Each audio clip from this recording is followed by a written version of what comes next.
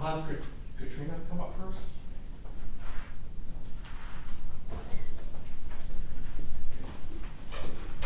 You come right up to the corner. And there's a black box there, that is the microphone, so stand close to that, and there you go. Okay. Go ahead and state your full name first. Katrina Zamudio.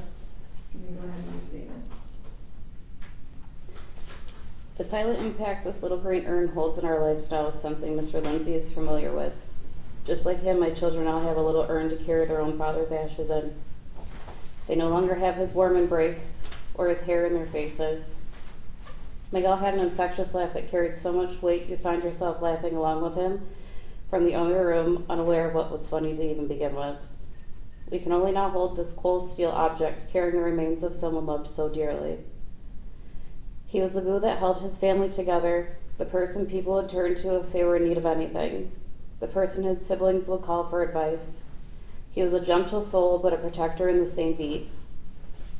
We never had to worry about dangers around us, as we knew he would come between us and any danger. When I say we, that's not limited to the kids and I. It's family-wide. Every life he touched, he will no doubt be missed by. My life has been affected in the following ways. I'm numb. Numb to sadness, numb to grief, numb to happiness and joy, numb to every day. The sunshine in me faded tremendously on April 13th, 2024. I stand here before you today a shell of the woman that I once was. I can't cry, I can't feel, I can't sleep, I can barely eat. It's a struggle to find a connection with the human population. The phrase fake it till you make it is now a life I live these days. Waking up and putting a smile on my face is the best I can do, with the weight and the sheer pressure of everything resting solely on my shoulders. It's all I can scrape together, and sometimes I can't even do that.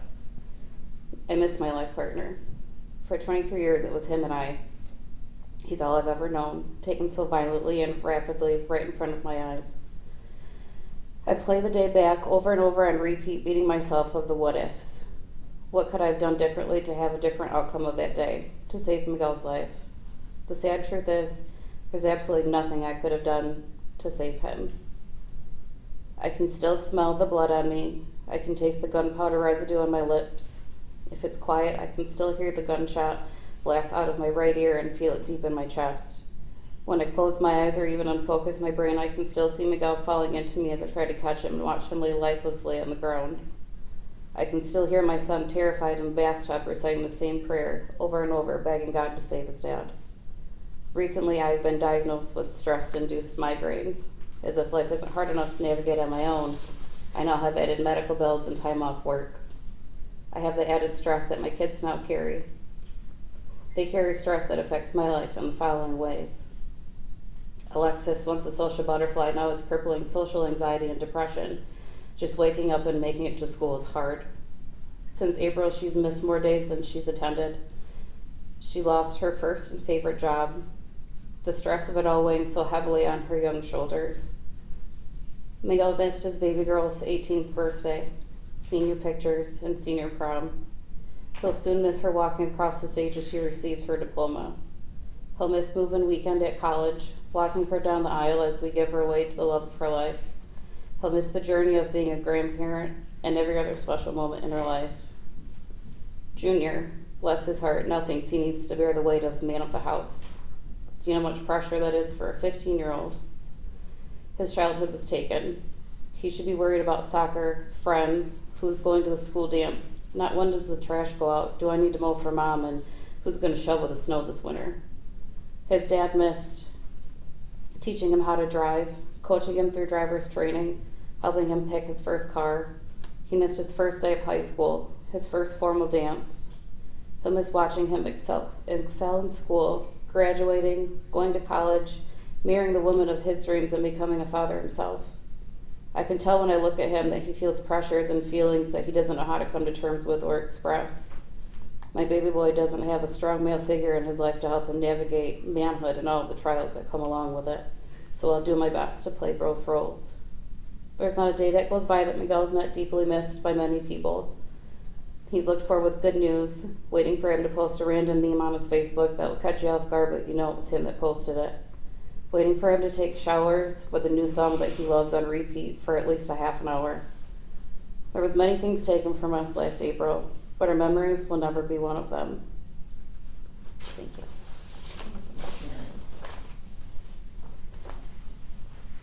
I'm going to ask that you speak in that. Go ahead and state your full name.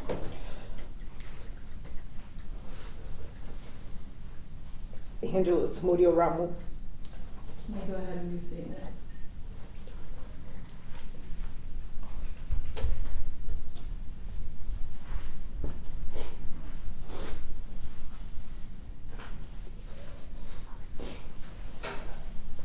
The man you took from us on April 13, 2024 was not just a father to his own kids, but to mine.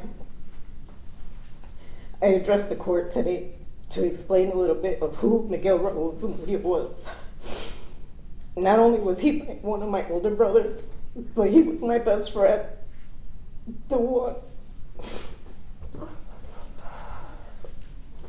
that got his life taken way too soon from all the families. He was a family man. His laugh was contagious. His smile brightened up the room. He loved to hunt. He loved to fish.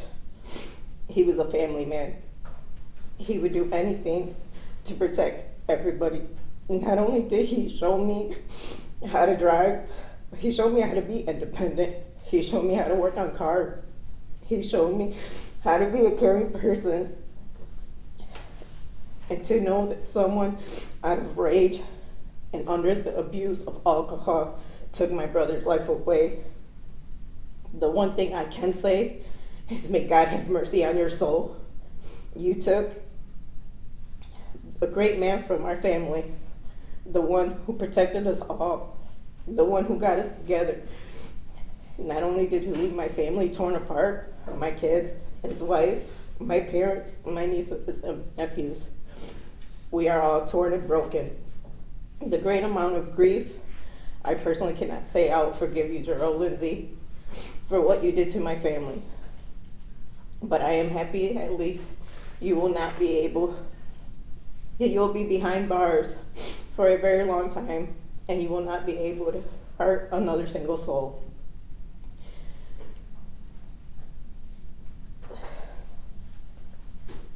On April 13th, 2024 is a day we will never forget. And that's thanks to you. The house that once we called home, it's hard to go to. My father cannot bear living in his own home and has had to be gone to Mexico. None of the family can gather there without the constant looking and struggle of thinking somebody else is going to come and harm us. My dad worked hard to complete his dream of buying his first home, being a man who is illiterate and does not know how to read or write, to accomplish his goal and now have that taken away. The reason why he cannot live there is because every time he closes his eyes, the only thing he can see is my brother getting shot and killed, and shaking and not being able to do nothing for him. It is a nightmare to go to my parents' house, to the house that once we all called home, and we only have you to thank for that. I hope you can live with yourself. May Miguel Ramos rest in peace. The one thing that he would always say is Zamudio strong.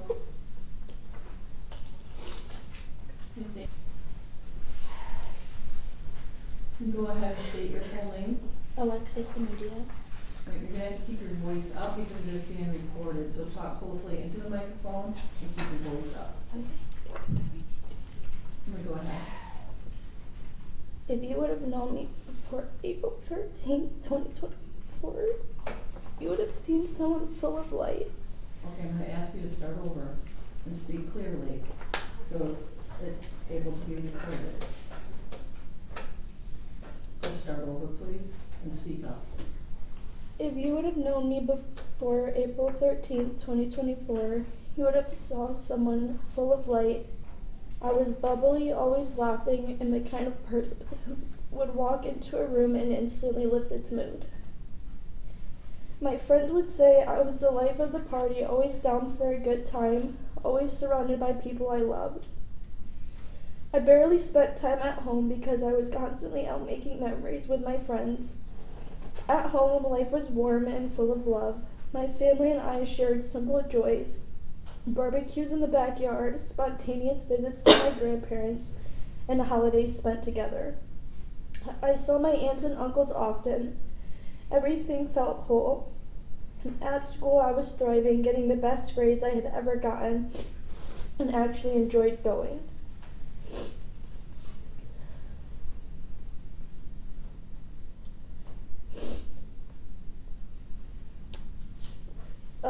This was supposed to be my year. I was turning 18. I was graduating. My dad and I had always talked about that day for as long as I can remember. I was finally stepping into the future we had dreamed of together, and I had plans, ambitions, and excitement. I knew I wanted to go to college. I even imagined what it would have been like to bring my own children to visit my parents someday, just like we had when I was young. My dad wasn't just a parent, but he was my person. We were inseparable. While my mom and brother shared a bond, it was always me and my dad. We did everything together. He taught me how to drive, played softball with me, and we were always joking and teasing each other. He knew me, what made me laugh, and what would lighten me up. He spoiled me not with things, but with attention, love, and thoughtfulness. People often tell me how much I'm like him, and I wear that comparison like a badge of honor. We had the same sense of humor, the same spirit, and he understood me in ways that no one else could. When life got hard, he was my comfort. If I was sad, he noticed. He'd bring me little surprises, invite me to watch something with him, or just lay beside me and listen. When I couldn't sleep, he would stay with me until I drifted off. His love was constant, steady, and unconditional. He wasn't just good to us, but good to everyone he met, and I never imagined my life without him, but now I have no choice. The day I lost my dad, my world shattered. Nothing has been the same since, and the thought of facing the future without him, graduating, moving to college, and getting married is heartbreaking. He was supposed to be there for all, and I've lost my motivation, my joy, and my sense of direction. Things I once looked forward to now just feel empty. I struggle even thinking about college. I've missed more school this year than I ever have, and every absence adds another layer of stress I can barely carry. I'm overwhelmed and trying to keep up while also trying to grieve. Halfway through the year, I had to reduce my schedule to just the classes I needed to graduate, and some days I couldn't even make it out of bed. Others I had counseling, trying to process something that doesn't feel processable. Even my friendships have suffered. The happy, fun-loving version of me isn't there anymore, and I try, but it's hard to laugh when there's a permanent ache in your chest. What hurts the most is how unfair it all feels. The last time I saw my dad, he wasn't him. And he was hooked up to machines, keeping him alive by wires and tubes. I lived with the guilt of not being there when it happened, and I chose to be with my friend that night. I can't stop wondering if I had been there, what things would have turned out differently. Would the timing have changed? Would he still be alive? That question haunts me every day.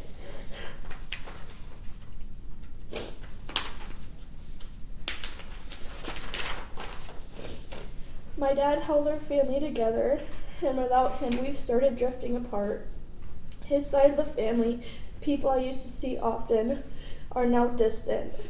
When we do see each other, It just feels like another painful reminder that he's gone. His absence is felt in every silence, every empty chair, and every missed holiday. He always warned me to be careful and to watch out for dangerous people. He said it so often I used to roll my eyes and tell him that he was being dramatic. But now I know he was right. The world doesn't feel safe anymore, and I don't feel safe. I constantly look over my shoulder. A sound at night or a stranger too close fills me with panic. I don't like going anywhere alone. Something I used to take for granted, feeling safe, has now been taken from me too. Please do not let this man walk freely while I'm left to carry the pain for the rest of my life. He didn't just steal my dad's life, but he shattered mine and the lives of everyone who loved my dad. My future children will grow up without knowing the man who would have adored them. And my future husband will never shake the hand of the man who raised me. Every time someone talks about their dad, I'll feel a pain they'll never understand. Please give my dad the justice he deserves and let this man feel the weight of what he has taken. Thank you. Did you have